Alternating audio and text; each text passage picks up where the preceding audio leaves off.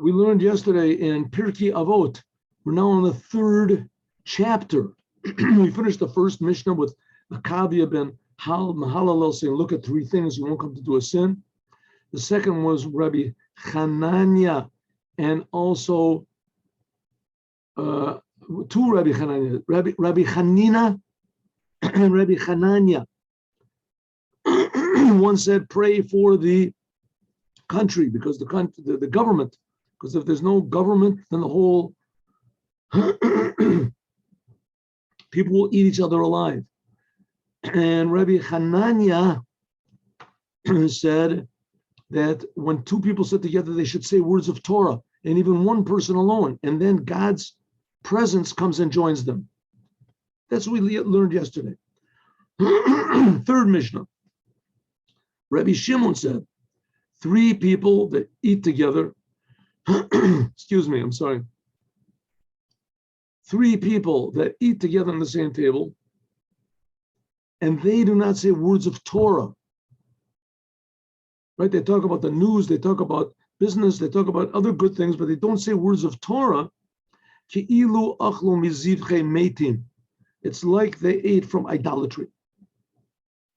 Shene'amar, like it says, Ki kol shulchanot maleo kia tzoa b'li makom. It says all of the tables of the idolaters is filled with vomit, excrement, without God, b'li makom, because they're not. God is not on the table. Words of Torah, so it's as though you're eating disgusting food. That's the downside. The upside. Shlosha, three people. I mean, if it's so important to say words of Torah, that this is what happens when you don't say. What if you do say? Shlosha, three people that eat, I sit at one table, and they do say words of Torah. It's as though they ate from the table of God. Like it says, this is the table which is in front of God. Let's see if we can learn. Barton, is it over here? Huh?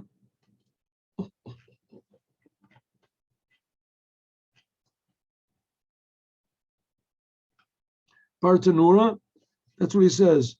If they don't say words of Torah, it's as though they ate from takruvas avodah zarah, as though they ate from idolatry. Like it says, v'yitzamdu the bar por v'yochlu zivche metim.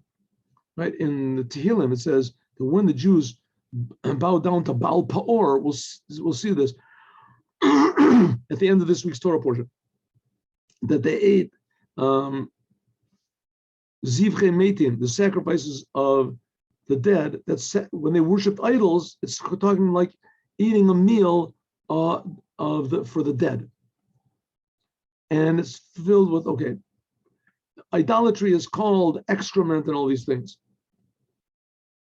Why? Because there's no words of Torah. But if they do say words of Torah, then God is with them. Like it says, this is the table which is before God. Immediately, when they say words of Torah, the table is called the table which is before God.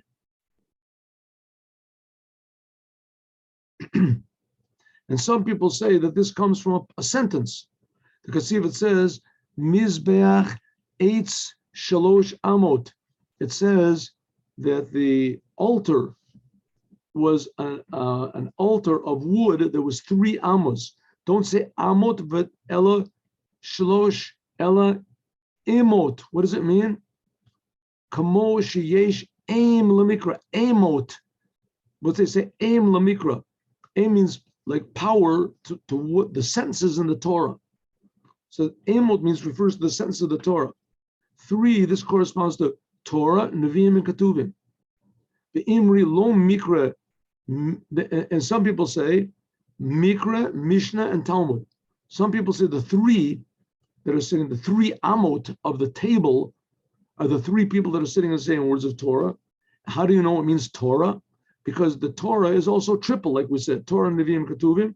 And also some people say the Torah is triple, the written Torah, the Mishnah, and the Talmud. Those are the 2 aspects of the oral Torah.